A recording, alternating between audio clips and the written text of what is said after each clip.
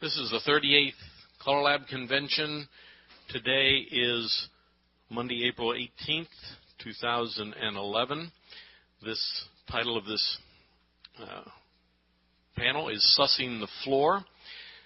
My name is Ed Foote from Pittsburgh, and panelist with me is Buddy Weaver from San Diego, California. For those that might not have read the item in direction, sussing is a term. Basically, it's how do you get a feel for what the floor can do? How do you analyze the ability level of the floor you're calling to? And as we all know, we need to do that so we don't call too hard or too easy. And I think we all know that we need to find this out pretty fast, because if we don't find the answer to this until halfway through the dance, then that's too far along. So how do we determine the ability level of the floor that we're calling to, and how do we do this real quickly so that we can establish this then as the basis for how we call the remainder of the dance? So I'm going to have Buddy start off, and then I'll follow up, and then we'll have it open to questions.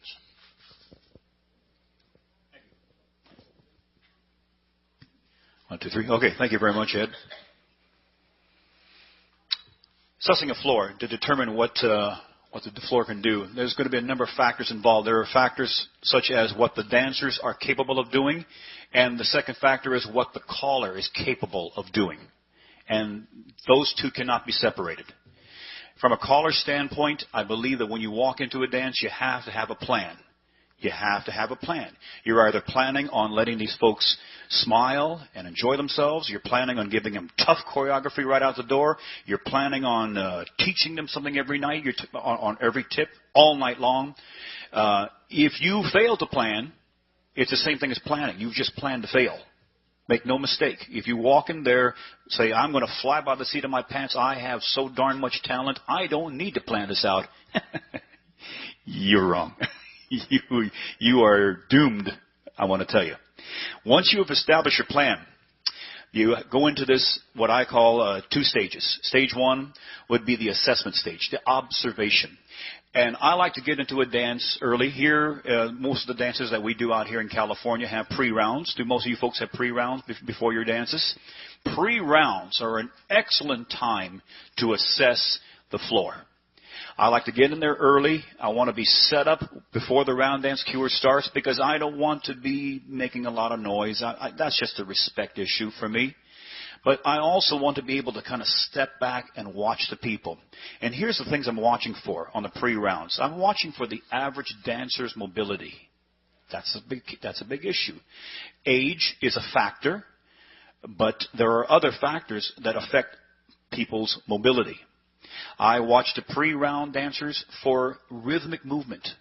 Are they moving at ease, or does it seem they're fighting the music? If they're fighting the music, it tells me that these folks are probably either A, new dancers, or B, whomever their teachers are not on the beat of the music, or giving them choreography that forces them off the beat in the music.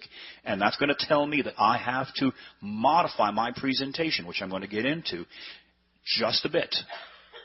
I'm going to look at the facial expressions. I'm looking for ease in their face. I'm looking for focus. Are they really focused in on their dancing? Are they happy to be out there around dancing? Or are they just kind of knuckle dragging their way through a round dance? That tells me something. And the last thing I look for before a dance, I watch for the dancer's level of gratitude. When the cuer finishes a dance, I'm watching to see if they turn to the cuer and give a nice round of applause. I'm watching to see if they have no response whatsoever. All of these little observations tell me things. They're going to tell me that whether these folks are at ease at a dance. They're going to tell me other factors that may be involved. as I said, factors that affect their mobility, age. If the folks are used to dancing to a caller or a cuer who is perhaps arrhythmic themselves, that's going to affect how they're going to dance.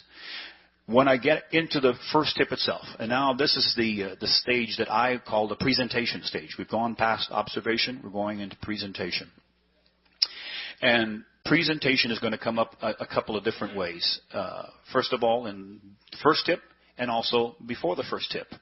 For a presentation, excuse me here, coming in, I know that these folks, we're talking about the, quote, sussing a floor, which is being able to ascertain what these folks can do. But also, my plan is to go in there and be successful. I want these folks I'm going to aim very high. I'm not aiming high on degree of difficulty. I'm aiming high that I want them to be happy. I want them smiling, and I want to hear spontaneous and uncontrolled screaming at times. That's always a nice thing, by the way. Please direct your questions to the microphone, Scott Bennett.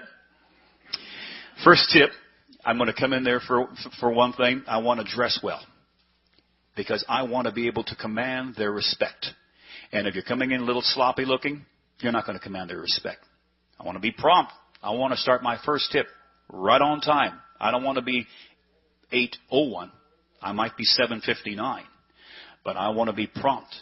I'm going to get up on that microphone, and I'm going to put some music on that's going to have a very strong beat. And usually that first tip is going to be a nice boom-chuck piece of music, a little boom-chuck, boom-chuck, boom-chuck. Nice drive, something that's contemporary, something that's got a little pop to it, because I want their attention. And then when the needle comes off, we have the president make his announcements, I want to be able to step forward and with authority address them and welcome them. Hi, everybody. We're glad you're here. That lets them know right off the bat that I'm in control. Because if you're not in control, they're not going to listen to you. If you kind of walk up to the microphone and you're putting your needle on your record with your hand is shaking and you say, well, okay, everybody ready? Okay, body your partner, well, you've got no command. I can guarantee you, without command, the dancers are going to fail because they don't trust you. And that perhaps comes back to a lot of the whole idea of sussing a floor, is trust. The dancers must trust you, the caller. If you don't have that trust, you're not going to succeed. I'm going to, as I said, start right off the bat promptly at 8 o'clock if the dance starts, and I'm going to start smiling as soon as I start calling. And I'm going to go right into that walk around your corner and seesaw. If we're going to start with a singing call, I'm going to start with a big circle left and a big smile on my face. And I want them to see just how darn happy I am to be there. And even the grumpiest person in that hall is going to be able to pick up on the fact that, hey, I think we're supposed to have fun here. All right? I'm going to come in there, and on that first tip, I like to start with a singing call. And Ken Bauer's here, by the way. Everybody say, hi, Ken Bauer. Ken is one of the finest callers I have ever worked with. And he and I share a lot of philosophies on square dancing. We want to see the dancers succeed. And we both like to start our dances with a singing call. We both like to go right out there with a nice singing call, because it gets folks at ease with my voice. There's no tricky choreography. It usually starts out with a circle left, maybe a 4 ladies chain across. There's nothing tricky in that. They immediately start to feel at ease. If they like the tone of my voice, they say, oh, I like this. I'm feeling a little bit more. We'll put on a piece of music that's got a solid beat. They're dancing along to the beat of music. I'm not going to give them anything tricky in the way of choreography. In fact, if the dance is advertised at plus, I'm going to give them a standard application plus dance. And certainly on that first singing call, it's going to remain standard applications. When we get into the patter portion of the tip, it'll probably become an extended applications basic level. In other words, whatever level is beneath the advertised level is where I'm going to extend its applications. If we're dancing a plus dance, I'm not going to give you a load the boat from a half sashayed line. I'm not going to do that to you. But I probably will give you a half sashay And I'll probably give you a Past the Ocean right after that Pap Sachet, because that's mainstream. And it's just extending the application of a mainstream call. And it's not meant to trick them. It's meant to just challenge them just a wee bit. I'm going to come in there in that first tip. And I consider these now the rules of the road that guarantee success. If I deviate at any time, we're done. We're absolutely done. I've blown the people off the floor. And I'm never going to gain their confidence again. And here's what I consider the rules of the road. Number one, first tip, no extemporaneous sight calling. I will not sight call on the first tip. I absolutely refuse to. I have actually adapted crams over the last 4 years, and I enjoy it a great deal. And when I go into a crams type method, especially on the first tip, I don't have to worry about remembering who your corner is. I know who your corner is right here. And I don't have to watch that one square that I don't even know if they understand what I'm saying. English may be a second language to them. And if they break down, and they're my pilot square now, I'm going, here is my first tip. I just started calling 30 seconds, and I'm going to lean over and say, psst, who's your corner? Roger, who's your corner? That's not a confidence builder. I got to tell you, that's not a confidence builder. So no extemporaneous sight calling. I come to what Ed Foote has referred to as quick Allemans. Sequences that are short enough to give them an Alleman left, and that is their reward. They know when they hit the Alleman, and that's their corner, and a right to left grand, and that's their partner, and we finish it. Oh, are you home? Oh, yeah, hey! Spontaneous screaming. All of a sudden it became they found their own success.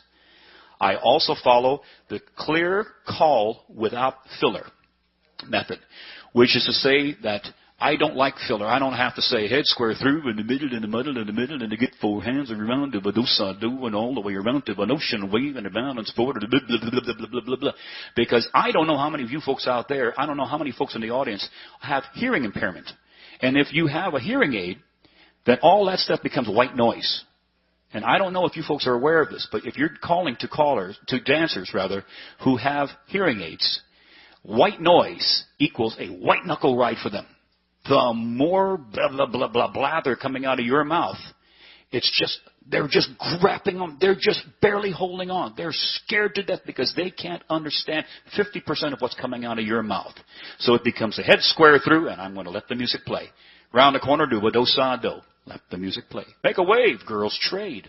Swing through, boy run, bend the line, go forward and back, and let the music play. I don't have to add filler in there. I believe, as Dick Ledger used to say, that you should know the timing of a call without having to use filler words to create your sense of timing. Okay? I will usually use on that first tip a couple of long calls. And I've learned from a dancer years ago who came to me who used 2 hearing aids. And he danced in my A2 group. And he says, you know, when you say do half of this and then do the first 2/3 of that and then finish the last half of this, I am just a nervous wreck. He says, because I'm barely hanging on to anything you're saying. And so I quickly figured out, this guy likes Relay the Deucey. He likes Teacup Chain because once the call's given, it's a memorized pattern, and he relaxes. So your dancers who are somewhat hearing impaired, and on that first tip, if you're a guest caller in there, they're not used to your voice, they're not used to your music, they're not used to your delivery. You give them a long call, it gives them a moment to breathe and relax, and when they succeed, you've gained their confidence. And finally, on that first tip, I use a variety of get-ins. I don't go into square through 4 hands every single time. And the reason I do this is because I'm gaining their confidence, but as I'm gaining their confidence, I'm measuring how well they can do other calls. I want to see how well they lead to the right and circle to a line. I want to see if they're circling to a line or if they're muddling. Because if they're muddling, it's going to tell me a lot about who taught them and how they were taught. I'm going to say heads pass through, separate around one, do a line. because that's different for a lot of dancers. And it's very easy for me to get to a right-hand lady line from there. If I want to get them back to the corner, I can do a star through and zoom and centers pass through, a left Alaman, do a right and left grand, and oh, did you make it home? Yep. That was your quick Alaman. There was your quick and easy get in that did not use a square through. And I'm able to assess if they're able to do that pass through round one without problems. I want to use sequences that are not always the standard. For example, if we do a head square through, most callers, I think you folks are used to the head square through, do-si-do, which I don't use. I'm sorry, I don't use do-si-do unless I need to free up a hand. But swing through, spin the top. Then what's the next call? And then what's the next call? Square through 3 and Alaman left. Well, I'll say, head square through, and if I'm trying to build a confidence, swing through, okay, they're cool with me. Spin the top, hey, they're cool with me. Recycle. Lines go forward and back. I said lines go forward and back because that was just a reminder. Ooh, by the way, you're in a line, and they're with me. They weren't used to that. I'm not going to wait until they get all the way up to that ocean wave and then say, oh, recycle. After they've started their right and left through, because that's what they're expecting, because their caller and every other caller they dance to calls the right and left through, following a spin the top. So I'm going to say spin the top, come along, do a recycle, and out to a line, go forward and back. And that tells me if they're going to respond to my calling. If they start to break down on stuff that I consider rather fundamental, then we're going to have to back off. I'm going to throttle it back.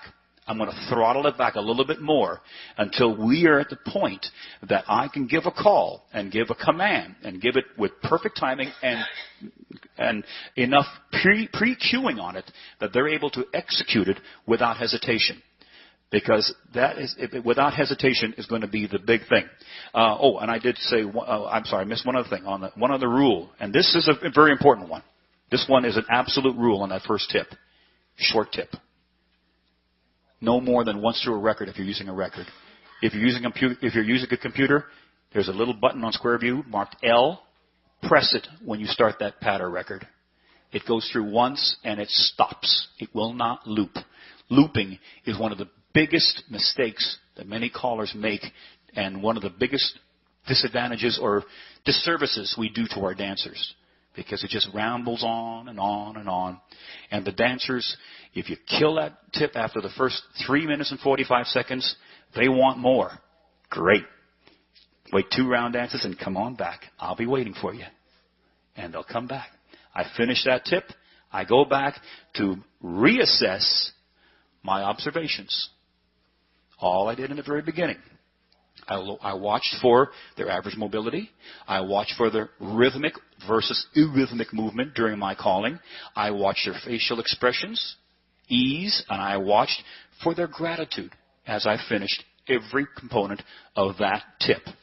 And that's going to affect how then I will make the rest of the evening go.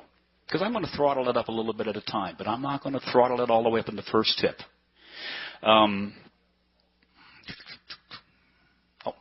That's all I have at this point. I know that Ed is going to add some things to it, and then we can come back and we can probably enhance more on what that. Would you? Okay. Does anybody have a question on what I have been saying? Yeah, question. Please use the microphone, and please tell us your name and your birth date. Sue Dellery from Salina, Kansas. You actually started saying, though, that on your first tip you do 2 singing calls. One singing call. Okay, so you do the patter and then the singing call, or do you do the reverse? I do the reverse. I start with a singing call, and then I go into the patter. Okay, all right. Questions? Suggestions? Corrections to what I've said? Ed Foote? I love that Buddy said he doesn't use do-si-do. Some of you know that I've been on this thing for a number of years of saying we use too many do-si-dos because it's a double reversal of body action, and should only be used a couple times a night as a tribute to our heritage. Did you ride in a horse and buggy when you came to the dance too? Yes. For your heritage? That would be good.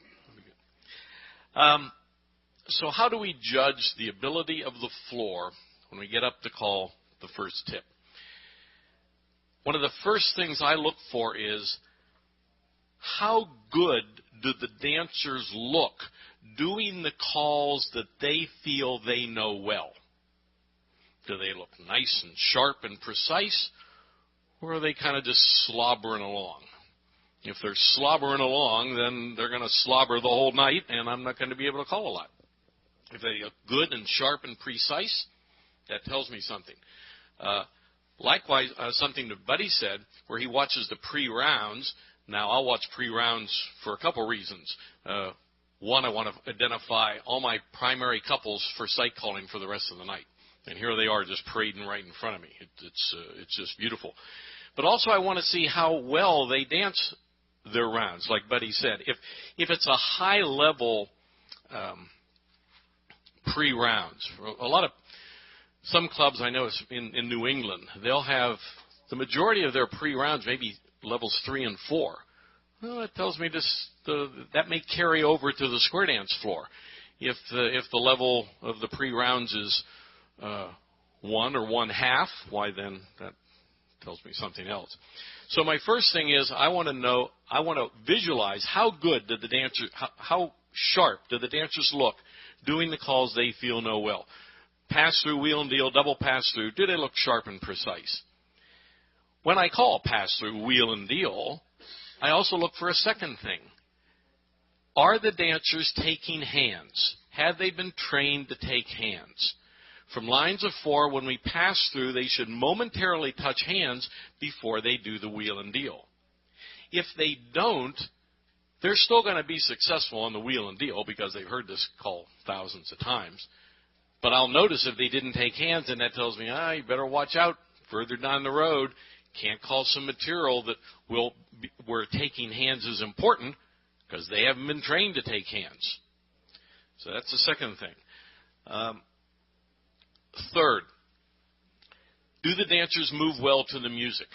Now, this also relates to what Buddy said on the pre-rounds, but for the dancers not doing rounds or pre-rounds, do the dancers move to the music? If the dancers move to the music, and I like a lot of music that has a strong beat to it, then, yes, a lot of Blue Star music, Buddy said in his plug.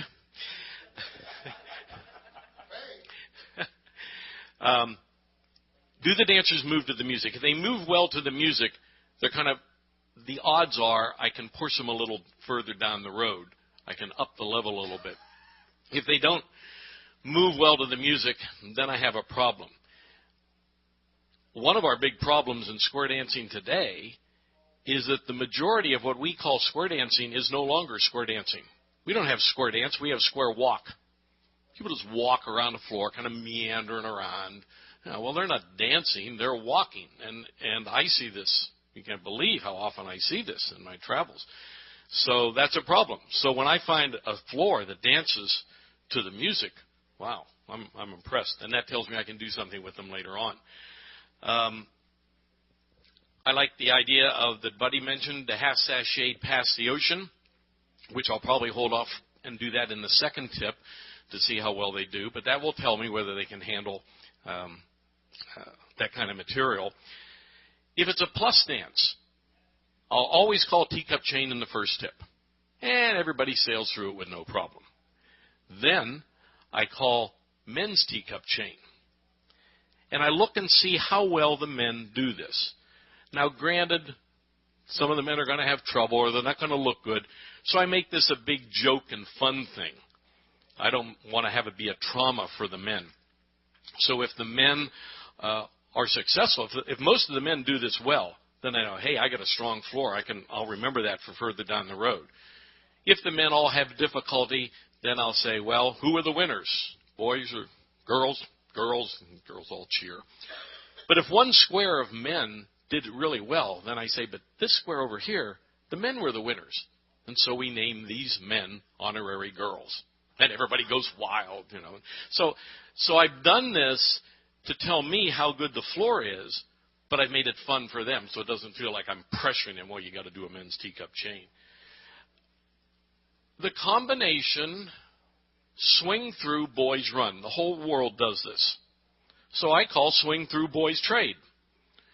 Are some of the boys whipsawed back into trade because they're halfway into the run? I notice that. And if they've been jerked onto that trade, then I know got to watch out for this floor. On the other hand, this also does a second thing for me. It teaches them to listen. He's not always going to call boys run after a swing through, so maybe we should start listening to him. And that's one of the keys I want.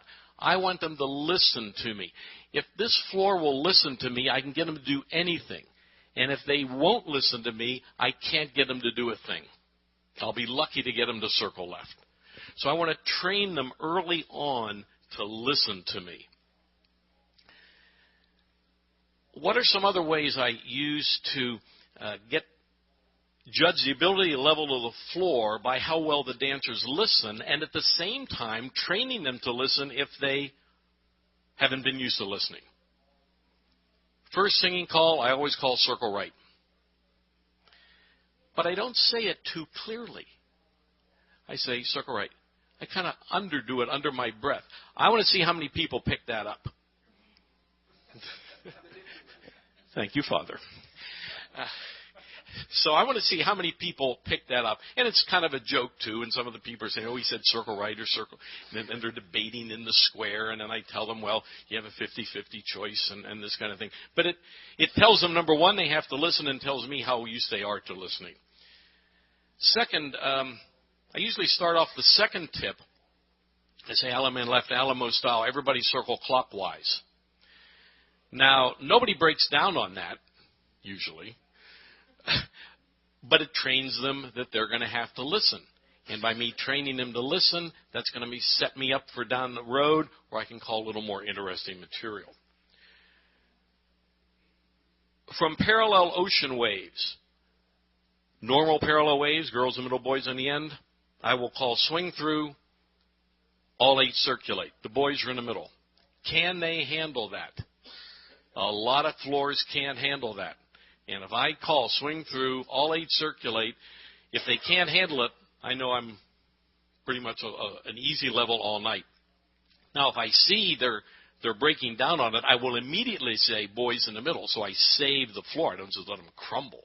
But it tells me how good this floor is.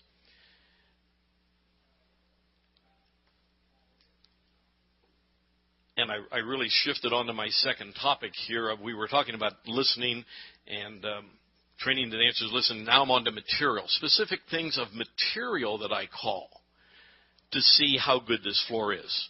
So the first one is all 8 circulate with boys in the middle. The second, from columns, I call scoot back. We don't have the call triple scoot anymore, so I just call scoot back. If most of the floor does a triple scoot, then I know that they haven't been trained well on definitions. And I just keep that in the back of my mind. They're not going to break down. I don't care if they do a triple scoot because they're going to wind up in the same place. I want to see how well this floor understands a definition. Do they realize that scoot back is in their own group of 4 and those very 2 center people don't go in with a handhold? That just tells me some information. Also, in the second tip, usually I'll do a mixed sex scoot back. Boy and a girl walking in to do the turn through. And I'll make it a fun thing. I'll say scoot back, boys go in, play with the girls, and play with each other or whatever. But it's how well can they handle a mixed sex scoot back? That helps me read the ability level of the floor. Next, from a completed double pass-through position, call peel-off. Can this floor do a peel-off? A lot of floors have difficulty with peel-off. Peel-off, unfortunately, in my opinion, has tended to become one of the lesser used of the plus calls in the last 8 or 10 years. I feel that's unfortunate, but that's the way it is. So I want to see if this floor can do a peel-off. And if they do a real sharp, precise peel-off, I say, yep, I got a good floor here. If they kind of stagger around and aren't quite sure where they are, then I say, well, they're kind of normal, because most people kind of stagger around on a peel-off. I also will call, I like right and left grand get-outs. right and left grand get-outs sell the further along you go in the progression of the CALLERLAB programs. So right and left grand get-outs sell really well at Challenge or Advanced. They don't sell that well at Plus, and they sell less at Mainstream. But I'll throw them in for variety, and I'll always throw a couple in the first tip because I want to see if the dancers can do a right and left grand without a previous left allemande.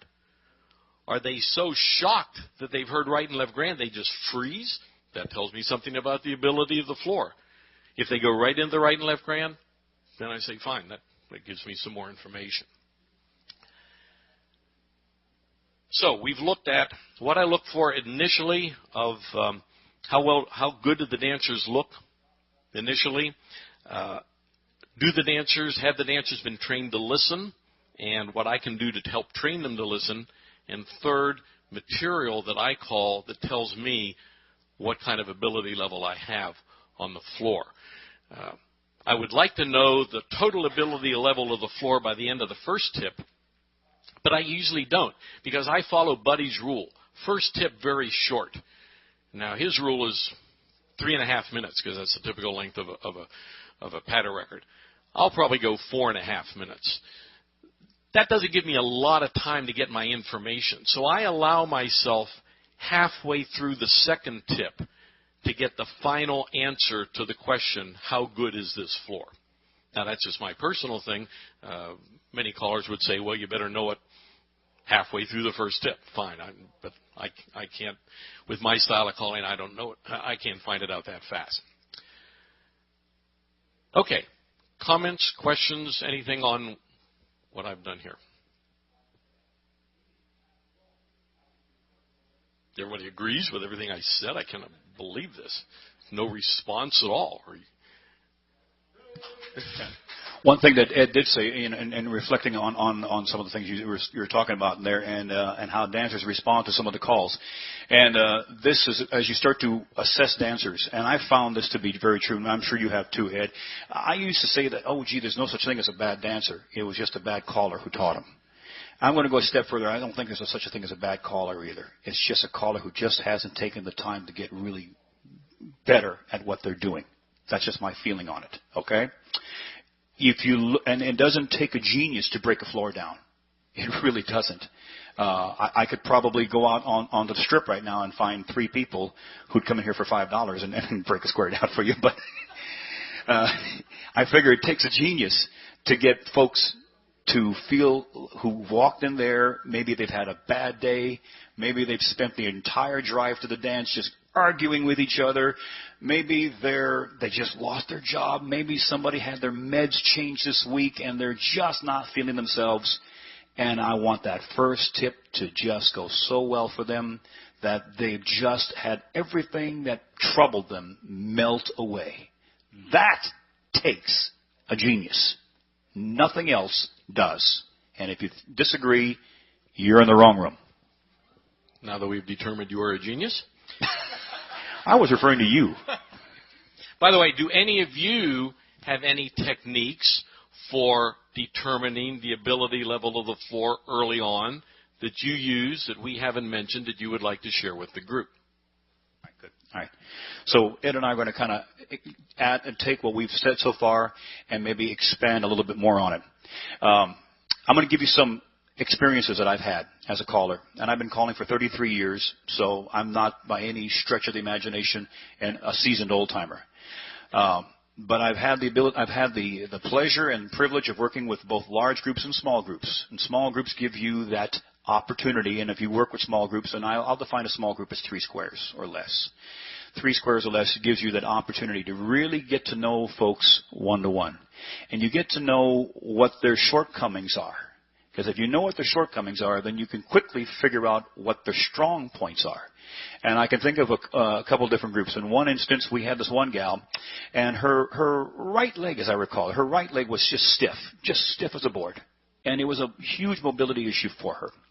And I would watch this gal go out to other dances with other callers, and she just struggled to keep up. And folks would avoid dancing in her square. Sweetest gal you could ever meet. Her and her husband were fantastic people. she started coming to my plus workshop, which we were doing in San Diego. And I said, well, I'm watching her, and she struggles on anything that causes her to go counterclockwise, i.e., courtesy turns and square through. And so I would watch, and when she'd get up in a square, and let's say her and her husband were heads, I never had the head square through. Never. I never had the heads do a right and a left through, and I never had the head ladies chain. I did have the heads lead right and circle to a line. And because that was her stiff leg, she was able to maneuver around and it was easy for her to dance it. And that became her favorite call. And I became her favorite caller. All it took was just figuring out where her weakness was and then go the opposite direction of it. Another fellow we had struggled with learning how to do cloverleaf. Could not get it. He could barely get separate round one. He'd been through 3 different beginner lessons with 3 different callers. Came to my set of lessons. And I determined that he and his wife met when he was an airline pilot. And she was a stewardess. This is on planes before they were pressurized, if it gives you an idea of where they are age-wise. Okay? And Phil was his name. And I walked up to Phil between one tip. And I said, Phil, I have a kind of an airline question for you. I said, I'm not a pilot. I don't know anything about it. I said, but if you're flying north and you need to go east, but you need to go east by going in a westerly direction, how do you do that? And he said, well, you go this way. And I said, Phil, you just did a cloverleaf. And he stopped. And he had this stunned look in his face. And then he smiled. And the next step I said, cloverleaf. And he went right around. He flew it like a pilot. Because that was his point of reference. And again, sussing the floor. If you're dealing with a small group, this is easy. This should be fundamental for all of you to go out there and do that with a small group. If you're not already doing it, then you need to step up a little further, ratchet your work a little further up the notch, a little further up on that. Anything else you want to add on that? Those are 2 of the most impressive stories I've ever heard. You're welcome to use it. That takes real intelligence to be able to do that on both of those stories. That is so impressive. Well, thank you very much. I wish I had some money to tip you, but no, I invested it all in the casino yesterday. And so that's the example of what you should do. If you have somebody that just can't learn a call, then think of Buddy Weaver. What would Buddy Weaver do? Absolutely. And then, yeah, and in fact, you can send him the descriptions of all your people that can't do these calls, and he will give you the solution. Gordon White from down south. I won't give you the state. We have more plus clubs in our state than we have plus dancers, which is a real challenge. I'm a new caller, really. I can call mainstream generally well, and with a lot of research, I can manage to get a plus tip or 2 together. I call star through a pass through and circle to a line, and join 16 hands and circled. How do you get out of that? Circle back to where you came from and have the heads California twirl. Well, is that a serious question? Oh, I'm sorry. No, that's a serious question. I thought Ed Foote put you up to that. No, I almost cried. I had my material ready for the night, So it just kind of slipped out, is what you're saying, or was that intentional? No, I call star through, pass through, and circle to a line. Okay. And they joined 16 hands and circled. I would have the sides do it right and left through, because you're in a circle, and that by the way, if you take a circle and you say sides do X, and the sides are partnered, that's going to quickly determine whether they're comfortable with doing it. You can do this with 33 years of experience, but with just a couple of years, it was. Okay. Okay. Well, but you're asking me how I would get out of that. Yeah, I did. And you did. Yeah. Okay. I mean, we've all been there where we've set up something. We say, "Gosh, how do we get out of that?" Dick Ledger told me a long, long time ago. Dick Ledger taught me a lot of good things. Dick Ledger was a man ahead of his time, a smart, smart man. And he said, you know, buddy, when you go into a dance, make a mistake on purpose. I said, you got to be kidding me. I was young. You know, I was 20 years old. I was bulletproof. I'm not going to make a mistake on bullet. I never make a mistake anyway. Just ask me. And he said, no, make a mistake because it humbles you in the eyes of the dancers and they don't look at you as being so darn perfect. That doesn't mean you should make a mistake on the very first thing out of your mouth, on the very first tip. But what you're experiencing, if that were me, I'd probably say, you know, Alan Man left and oops. And promenade home, and everybody, you know, maybe I might do this on the third tip, and oops, gosh, it got warm in here all of a sudden, you know, and make a little joke out of it. But it lets them know that you're human too, that you don't have to be perfect. Does that kind of help to answer your question? Let me say one other thing too. This goes to, I tell callers, if you get yourself in trouble, don't think big and one big magic call is going to get yourself out. Think little bitty tiny things. Little bitty tiny things are going to get you out of trouble. So now you're in trouble because you're circling left. You know the head ladies are out because you called head star through. So if you say, what did I call to mess myself up? I called head star throughs. That means the head ladies are out. So I'm circling left. If I stop and say heads move into the middle and back, head ladies chain, now I'm out of it. And you've gotten yourself out of it by thinking in these very little tiny steps rather than some big miraculous call that will resolve the square. That would have been my mindset on it. That's a very good answer. I'm going to write that down, too. I like that.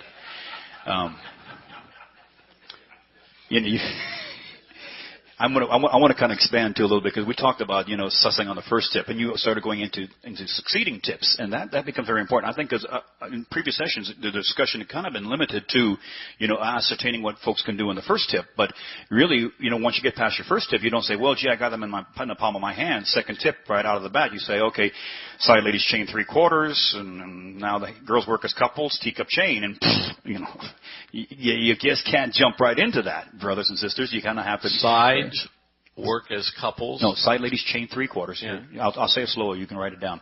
Side ladies chain 3/4. Okay. Girls work as couples, teacup chain. Okay. Isn't that great? That's By the way, thank you, Ken do they Bauer. do it? Ken Bauer taught that one to me. So thank you, Ken. Do they do it? Oh, it's beautiful. Well, I know it's beautiful, but do they do it? Yeah, they do it. They kind of go, first they gasp. And then they do it, and when they get back, they have, you know, see, Ken experiences more of this than I do, that spontaneous screaming, especially from the women. They ah! And he's my straight man today, I think, but really, he's my hero too. You're going to build up. You're going to build up on this thing. You might want to ratchet it up a little bit at a time. I like to ratchet it up, getting a little bit into lefts. I want to see how well they respond to left as a preface to my call. And I'm not going to hit them with a heads left square through 4 because I think 85% of the time, 85% of the floor will break down. That's my opinion. But I will say, oh, you know, heads square through 4, right, left through, dive through. I love dive through. Dive through tells me an awful lot about the floor if they can do a dive through, because I love dive through as a traditional call. By the way, I'm a traditionalist, and if they do that well, by golly, we're going to have a rip roaring time. Okay, dive through, center square through 3. Now they're ready with a left. How about a left do-si-do? And I'm just going to say nothing. I'm just going to let them do it, and they all go, oh, which hand do I use around your waist? Is it my left hand? Is that a liberal call? Well, it's California. So, well, it's left. We do an awful lot of left-handed stuff in California, but you know, and here's the easy way to get out of that: star through. Lines go forward and back, because the left do-si-do, and I'll say, "Ooh, coincidence! Ended the same way the regular do-si-do ends. Isn't that coincidence?" Little tongue-in-cheek, a little humor, a little sarcasm, but it gets them used to the idea, ooh, he's going to mess with us a little bit with the left stuff. Left touch 1/4. Lefty, scoop back. I don't like left scoop back, by the way. Left scoop back is an improper call. It's like improper grammar. But I like lefty because lefty is slang. And so and if you're going to use a slang term, then it's all improper. Does that make sense? Yeah, can I inject something? Please. Okay. one thing I mentioned before that I don't like do-si-do, but I will always call it once a night because I want to see what percentage of the floor makes an ocean wave after the do-si-do. And if they don't, I will congratulate the floor. I'll say, wow, I'm impressed. You did the do-si-do correctly. I personally would be a little nervous to call the left. If I hadn't checked this out ahead of time, I'd be nervous to call the left do-si-do for fear that they would make a left-hand wave. And now I call the star through and I'm dead in the water. So that was my only concern there. Insurance is lines go forward and back. As my insurance. Even if they Were did you left. calling this from facing lines, the left do-si-do, or from A chain through? Well, you're coming from an A chain, so you left do-si-do. You're going to end face to face, star through. But what if they make a left-hand wave? Then they're going to have to fix it.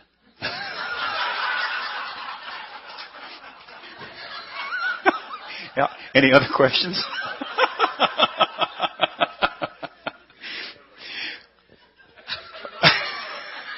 I can't believe you're speechless. I had a couple other things I wanted to mention.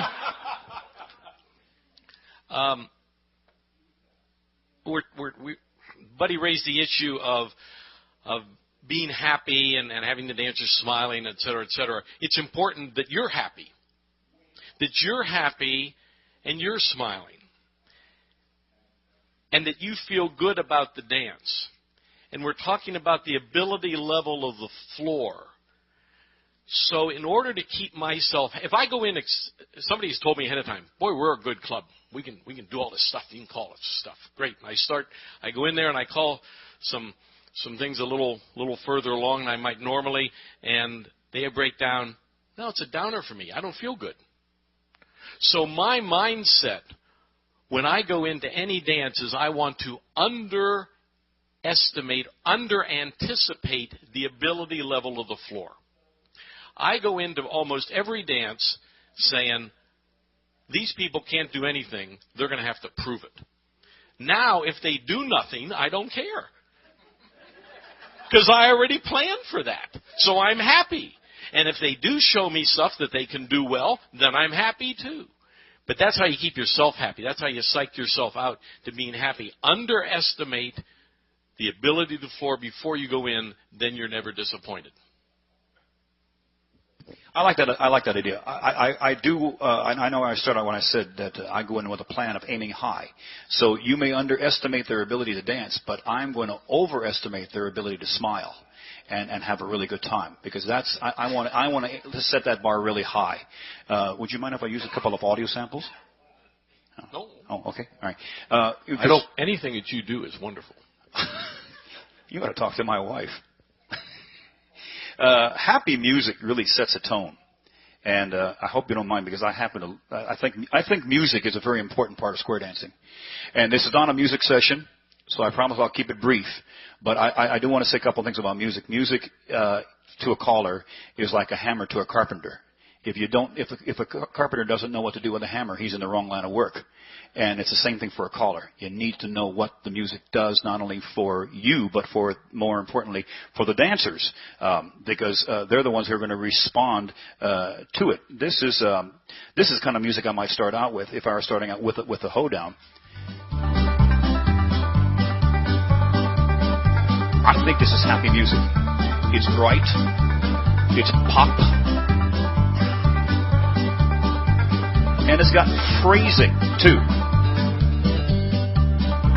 You want to tell us the name of that? This is called Darren's Breakdown. It's actually part of a CD. This is strongly enough phrase that the dancers will intuitively move in two ways. They're going to intuitively move to a boom chuck beat. They're going to intuitively move to it. And they're also going to intuitively move to the phrasing of the music. When it's like doom doom doom doom, they're ready to jump forward. The only way they fall out of that is because we as callers call junk that makes them fall out of it. If we're if we're using too much boom boom boom boom music, they're going to start falling off the beat and just kind of walking around. And if we are not calling in phrase, then the dancers are not going to be ready when the music goes doom doom doom and they're ready for that left element, and we're still kind of in the middle of a phrase. We're kind of calling over that. That's where we get the dancers off. So I'm sorry, I digress with the phrasing. If I were starting with a singing call, again, I would go with happy music, and this is a song that we start a lot of dances with. And it's just happy music, and it sets a tone for the dance. It's called Red, Red Robin. When the Red, Red Robin. Sing along. Sing it.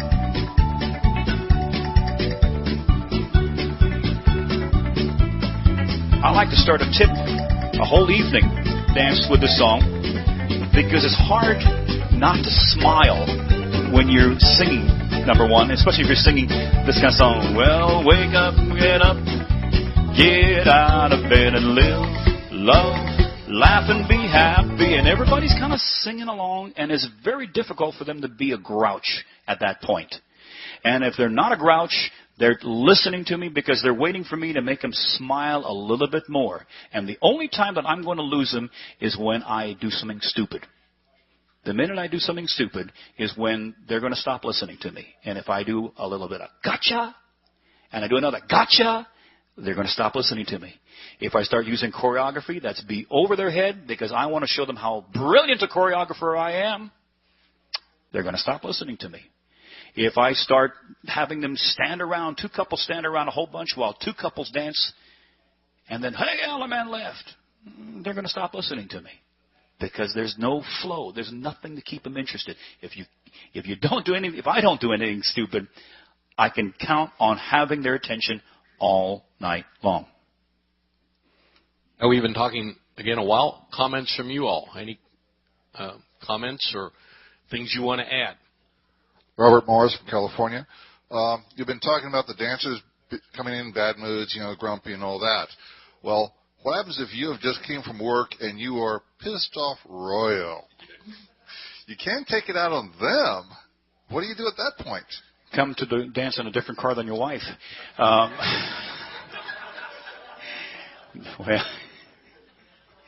listen. I'm sorry. My dad is back. My dad is in the back of the hall going. He did something stupid. It didn't take him 30 minutes. But anyway, Robert, a serious answer is it's not their responsibility to get you out of your funk. You need to come in there and with a whole attitude adjustment. If it helps, say a prayer in your car. Take this away from me. I need to be in a good mind and give me some strength, give me some direction, give me some wisdom, and go in there with a happy attitude. I work 11-hour days, and that's a large reason why I don't do a lot of weekday dances because I like to work straight up until sundown. And there are people who will tell you that I'll work right up until 5:30 and get to a 6:30 dance. I've had barely enough time to shower, which is a thankful part of it, But I want to look good when I come in the dance. I'm not going to go in there with my grungy clothes on. I'm not going to skip the shower because I'm running late. And I'm going to get a little bit of something to eat because I want to keep my blood sugar up because not that I need it, but I know that's going to keep me in a better mood and better focus for the dance. And as soon as I walk out of that car, the smile comes on my face because it's a blessing to walk anywhere and especially to walk into a hall and entertain any group of people. That's a blessing that's put on you. So with that in mind, I only want to share that with you, my opinion.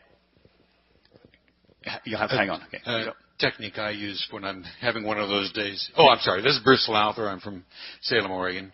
One of the techniques I use is what you mentioned earlier for the dances, is music.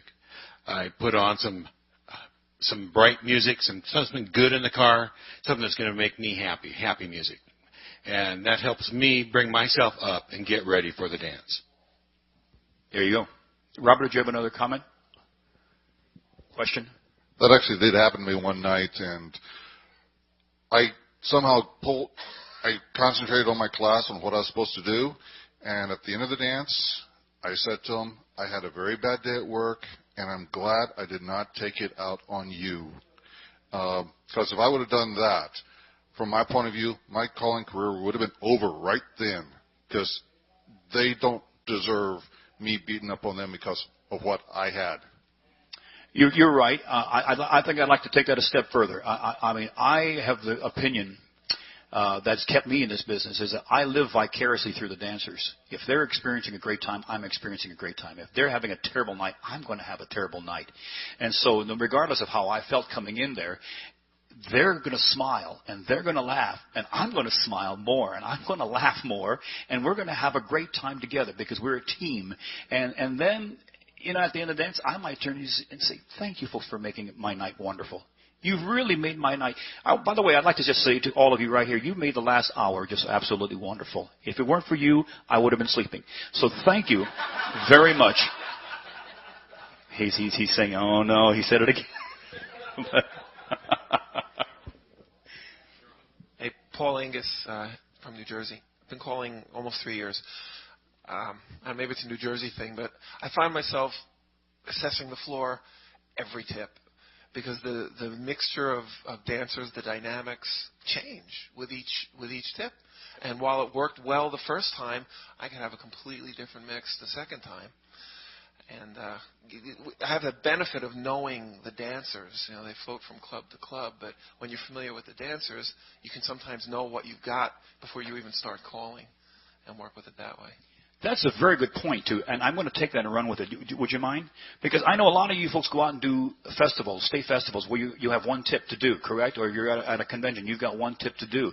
And every tip is sussing the floor, all anew, because the dancers will turn over. In your case, you just happen to have a club where it seems like every tip, it's a different dynamic. But if you're doing that, let's say you're going out to a festival, and you are one of a parade of callers going up there. You don't have the luxury of 2.5 hours to win their confidence and to have them smile. You've got about 10 seconds for them to like you or tune you out. That's about all the time you've got. So that becomes very important to follow some of the things we talked about earlier about, not extemporaneously. I can't tell you how many callers I've seen go up on a festival and start sight calling extemporaneously. And I said, oh no. And I can hear it in their voice. They're fishing for their corner. Now they're lost. And oh no, they didn't find their corner. And oh no, 50 squares and now completely out. And they haven't done themselves any benefits by getting up on that stage and doing their dance. They would have been better off skipping their spot and waiting a year and becoming more seasoned to call it. Because now they've hurt their career by coming in and doing something they shouldn't have. So sussing the floor, if you're going to have to suss it every single tip, then every single tip you're going to probably have to come back and throttle back on any type of extemporaneous. I know that every new caller wants to call extemporaneously. Everybody wants to fly by the seat of their pants. I'm going to tell you that there's only two things that are going to lead to your success as an extemporaneous sight caller: talent and luck. And both of them are going to let you down at one point. Excuse me. let me say, there's no luck on sight calling. Well, you're lucky if your pilots get through it all. Well, I have 4 pilots, so the odds on that breaking down is not going to happen very often. Let me add the one thing Paul said. That's a very good point, because in this day of we have older dancers, they may sit out, and you may get up there, and it's a whole different floor, the 4th or 5th tip, from what it was at the beginning. So that's an excellent point. You constantly need to be reevaluating the floor. Maybe some of the good dancers leave early for whatever reason. After the food break, half the floor takes off anyway.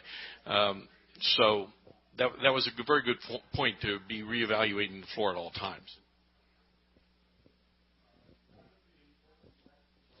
I find, Andy Shore from Fort Lauderdale, Florida. I think you wind up sussing the floor on every tip also, because when I call, I always try to push the envelope a little bit of the dancers or the squares' abilities, get them out of their comfort zone just for a moment, bring them back, and sometimes there'll be a little hiccup, and I want to hear from you when you see a hiccup like that. If you called a left-handed scoot back or something and it wasn't as smooth as you'd like, do you let it be all the time, or do you make a micro-programming decision and say, I'm going to start featuring that for the next half of the tip and build their confidence on that and maybe use that in the singing call? You can sometimes use those hiccups as programming decisions and not so much go into a workshop mode, but you can kind of help them get better in the process. I think if it happens once, it's called a mistake. And if it happens more than once, it's called a lack of knowledge. And so we may want to touch on it, but it depends upon what I brought in there for. Am I brought in for your evening's entertainment, or am I brought in there to workshop? And if I'm going to do a workshop, then we might start out with a left-handed scoop back and see if they struggle with it. And that might be a theme that we can run around. But then you have to be careful that you don't cross that line between workshop and entertainment and into beating them over the head to the point where they just can't stand the sight of you or hearing you say left-handed scoop. And you might have had an idea of a theme for that tip, and you bail out of your pre-planned theme and go to that theme. But you don't, as you said, you don't turn it into a workshop. Ray Gallagher from Marysville, Washington. I'm going to go back to when you first started about your first tip, quick Alaman lefts and long calls. If you're doing a level dance or mainstream, what do you consider a long call? Head square through 4, right-hand star, head star left, back to the corner, do-sa-do, if that's what we were trying to do, back to the same 2, split them in 2, round 1, do a line. Right-hand star, left-hand stars really are pattern calls that folks anticipate how it's going to come out. We don't, 30 years ago we'd say right-hand star and turn full around and have the girls turn back and expect them to come back to that same exact starting formation. We don't have that. We can no longer experience that expectation. And so it becomes a routine. And routines are long calls at lower levels. So I regret saying lower level already. At a mainstream or basics level, I'm sorry, I'm old at this level, but you get the idea of what I'm saying. Anyway, yeah, routines work well. Well, a long call, there are 2 main long calls at mainstream, spin, chain through, and grand square. So use them. In fact, we all know the trouble with the grand square is 64 beats, and everybody does it in 58. So if you do the grand square in your singing call, you got to be prepared to bail out. In fact, I'll do a couple grand squares during the course of the night in a singing call, and if I see anybody do it well, after the tip I go down and congratulate them on the floor. You're the first person in 6 months that I've seen do grand square with the correct timing and the correct counts. If I see a whole floor do grand square at 64 counts, it's like I'm floored. Can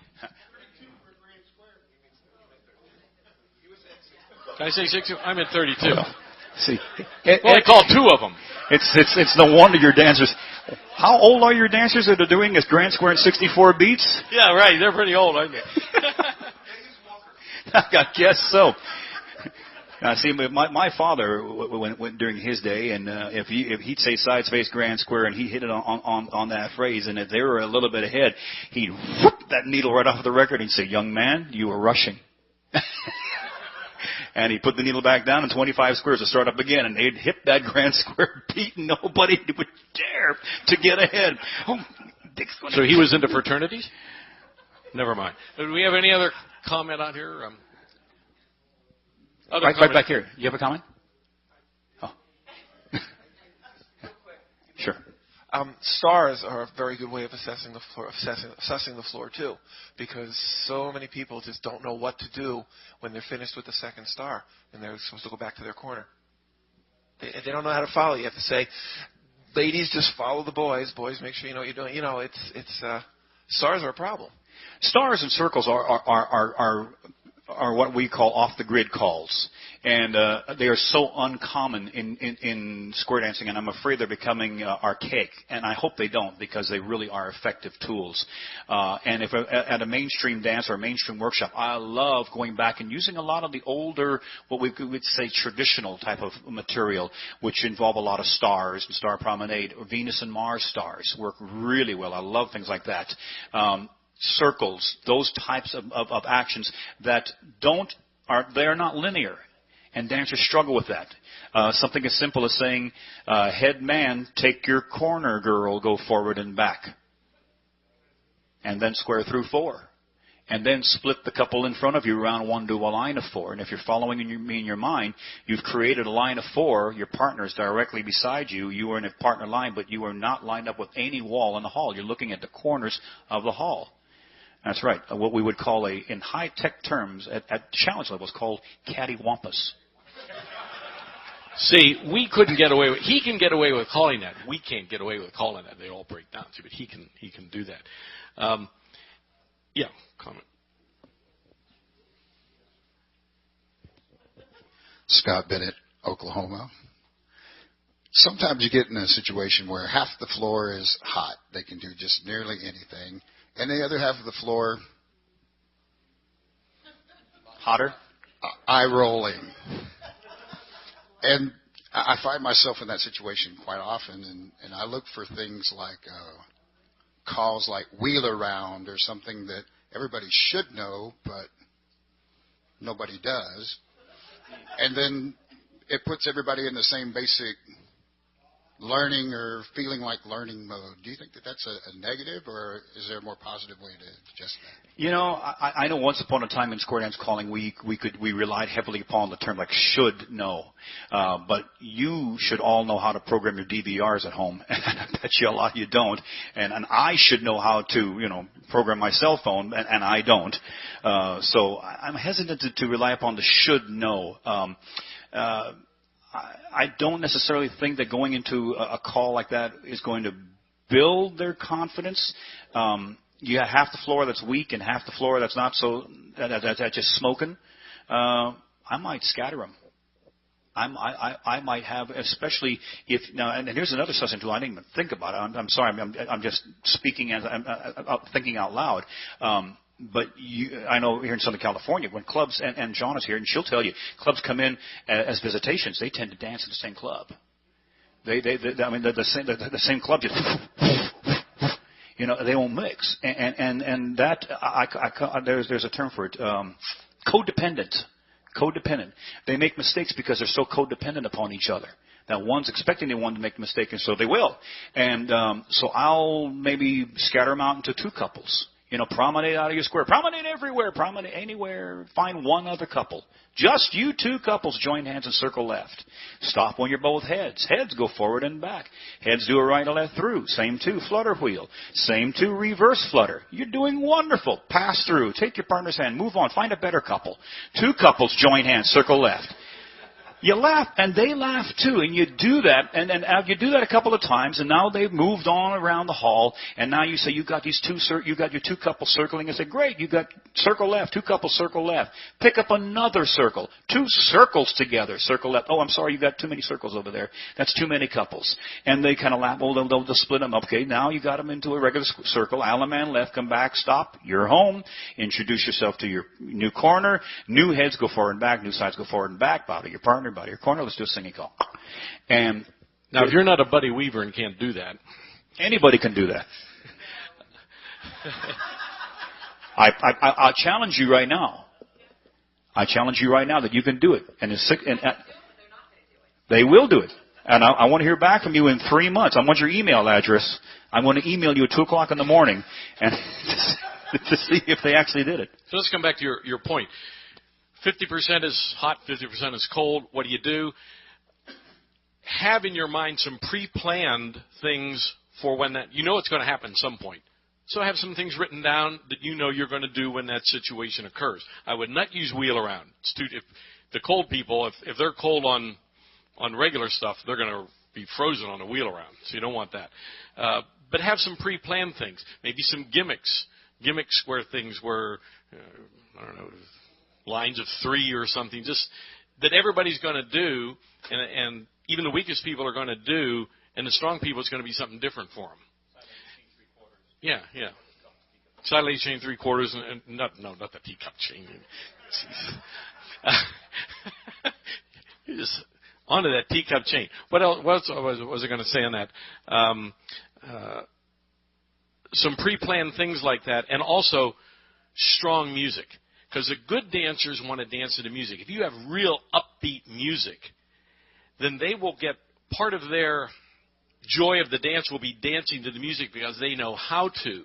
Meanwhile, you're keeping the level down to pick up the weak people, and so everybody is sort of satisfied. Now, during the course of a dance, I'll always throw out a couple carrots for the good dancers. I always want to make sure they know they've been taken care of. But they're going to be real short, real quick, and I'll always say something like, well, I knew that was a gamble and I lost. But the good dancers know I'm talking to them. See, I gambled on you. You got it. They know they got it, so they won. That kind of thing. We're coming down to the end. Any last comments? I want to thank Buddy for being on the panel here. I want to thank you all for attending. Thank you. Thank you, Ed Foote.